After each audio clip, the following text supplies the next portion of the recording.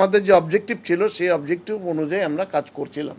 সেটা প্রতি মাসেই চেক করা হয় যে ওখানে কী হচ্ছে, ফলাফল কী হচ্ছে, প্রোগ্রেসটা কী হচ্ছে, কোনো জায়গায় কি নিষ্ফল পেট্রোলিং হচ্ছে কিনা, দরকার আছে কিনা, না আর দরকার নাই। এগুলো তো অনেকটা প্রিজাম্পশনের উপরে করা হয় যে এই জায়গায় প্রবলেমগুলো থাকতে পারে। তো সেই সব জায়গায় যখন দেখা যাচ্ছে যে সমস্যা নাই, তখন আমরা সেখান থেকে সরে আসছি, অন্য যেখানে দরকার লাগে সেখানে করছি। যেমন এখন আমরা এমনি ঢাকা শহরের দিকে মনোযোগ দিচ্ছি। ওই যে ছিচকা যেগুলা সমস্যা হচ্ছে এগুলো নিয়ন্ত্রণের মধ্যে আনার চেষ্টা করছি। চিন্তায় বলতে যেটা মানে দুইটা ছেলে এখন দর তার পিছনে 50 জন লোক দৌড়াচ্ছে। এখন ওইটাকে আপনি কিভাবে নেবেন? জনবল সাশ্রয় মানে তো এমন না যে আপনারা এটাকে আরো সংকুচিত, না তা না, এটাকে রেশনালাইজ করা। কোনো জায়গায় হয়তো ভালো করে দরকার নাই, এতগুলো লোক পাঠানো করার দরকার নাই, সেগুলো আমরা দেখি তো, নিয়মিত দেখা হয় যে ওখানে কয়টা পেট্রোল হচ্ছে, কি হচ্ছে না হচ্ছে, ফলাফল কি। এগুলো শৃঙ্খলা পরিস্থিতি এখন কেমন দেখছেন তাহলে? মানে আগের চেয়ে উন্নত হয়েছে বলছেন নাকি? আমি প্রতিদিন নিরাপত্তাহীনতার একটা প্রশ্ন ছিল। নিরাপত্তাহীনতা আপনার প্রশ্ন, আমি তো নিরাপত্তাহীনতার প্রশ্ন দেখছি না। প্রতিদিনই একটা না একটা হ্যাঁ, অঘটন ঘটছে। আমরা এরপরে ডেটা দিব। আমি গতকালকে ইফতার করেছি মোহাম্মদপুর থানায়। সেখানটায় গত মাসের ডিসেম্বর মাসে খুন হয়েছে 2টো,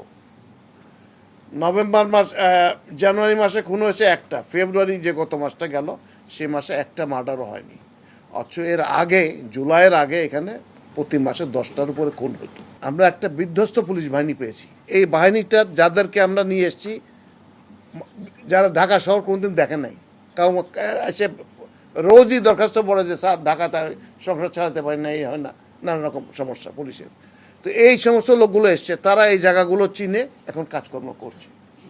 আস্তে আস্তে তারা they have got a control over the whole area এবং এগুলো ডেভেলপ করছে, প্রতিদিনই উন্নত হওয়ার চেষ্টা করছে। আমরা নতুন রকম সমস্যা এসছে, নতুন কৌশল ব্যবহার করছি। আগে কিশোর গ্যাংয়ের এরকম ব্যাপার ছিল না, ছেলে অল্প বয়সী ছেলে দৌড়াচ্ছে। এখন আমার ভারী বুট পরা পুলিশ তার পিছনে দৌড়াতে পারে না। তো আমরা এটার জন্য কি ব্যবস্থা করা যায় সেই ব্যবস্থা করছি, অল্টারনেটিভ কী হতে পারে।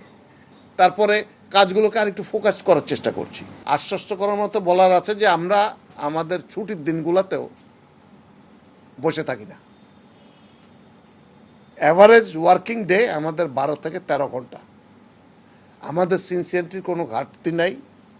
আমরা ফৌজদেরকেও, যারা এখানে পুলিশ কাজ করছে, তারাও দিনে 12 থেকে 14 ঘন্টা অফিসিয়ালি ডিউটি সেট করা আছে।